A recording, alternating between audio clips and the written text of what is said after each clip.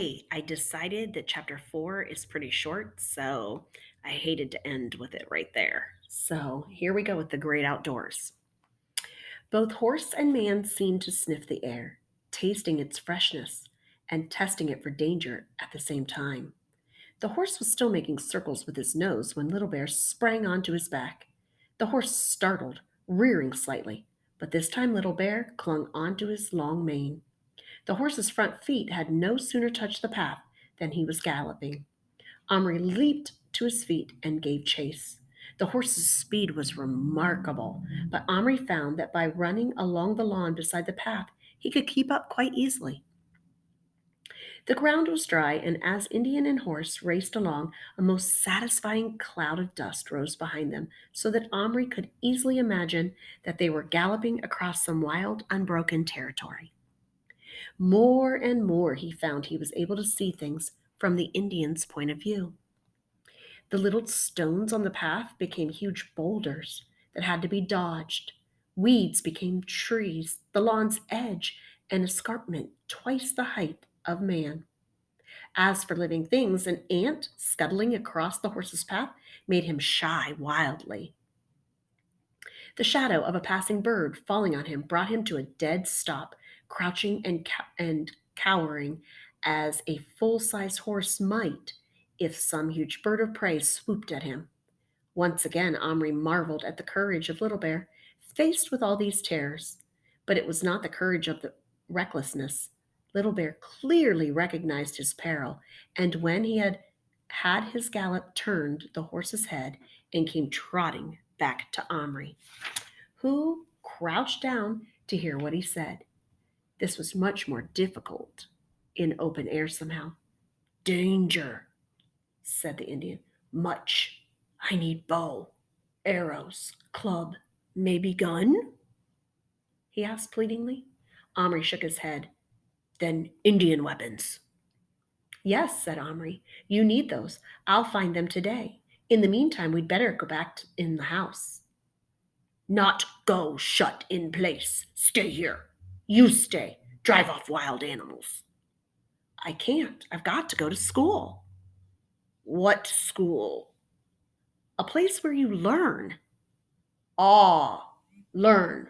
Good, said Little Bear approvingly. Learn law of tribe, honor for ancestors, ways of the spirits. Well, something like that. Little Bear was clearly reluctant to return to the house, but he had the sense to realize he couldn't cope outside by himself. He galloped back along the path with Omri running alongside and, dismounting, re entered the carton. Omri was just carrying it up the back steps when the back door suddenly opened, and there was his father. Omri, what on earth are you doing out here in your pajamas? And nothing on your feet? You naughty boy! What are you up to? Omri clutched the box to him so hard in his fright that he felt the sides bend and quickly released his hold. He felt himself break into a sweat. Nothing. I couldn't sleep. I wanted to go out. What's wrong with putting your slippers on at least? Sorry, I forgot. Well, hurry up and get dressed now. Omri rushed upstairs and, panting, laid the box on the floor. He opened the flap. The horse rushed out alone and stood under the table, whinnying and trembling. He had had a rough ride. Full of foreboding, Omri bent down and peered into the box. Little Bear was sitting in a corner of it, hugging his leg, which Omri saw to his horror was bleeding right through his buckskin leggings. Box jump! Horse get fear! Kick Little Bear! Said the Indian, who, though calm, was clearly in pain. Oh, I'm sorry, cried Omri. Can you come out? I'll see what I can do. Little Bear stood up and walked out of the box. He did not let himself limp. Take off your leggings. Let me see the cut, said Omri. The Indian obeyed him and stood in his breechcloth. On his tiny leg was a wound from the horse's hoof, streaming blood onto the carpet. Omri didn't know what to do, but Little Bear did. Water, he ordered. Cloths. Omri, through his panic, forced himself to think clearly. He had water in a glass by his bed, but that would not be clean enough to wash a wound. His mother had some Listerine in her medicine cupboard. When any of the boys had a cut, she would add a few drops to some warm water, and that was a disinfectant. Omri dashed to the bathroom and with trembling hands did what he had seen his mother do. He took a small piece of cotton wool. What could be used as a bandage? He had no idea at all. But he hurried back with the water and poured some into the Action Man's mess tin. The Indian tore off a minute wisp of cotton wool and dipped it into the liquid and applied it to his leg. The Indian's eyes opened wide, though he did not wince. This not water, this fire.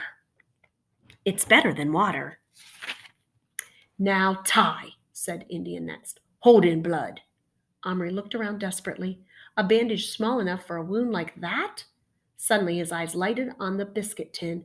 There lying on top was a First World War soldier with the red armband of a medical orderly. In his hand was a doctor's bag with a red cross on it. What might that not contain if Omri could make it real? Not stopping to think too hard or too far ahead, he snatched the figure up and thrust it into the cupboard, shutting the door and turning the key. A moment later, a thin English voice from inside called, Here! Where am I? Come back, you blokes! Don't leave us chap alone in the dock! And that is the end of that chapter. Our next chapter is chapter 5, and it is called Tommy.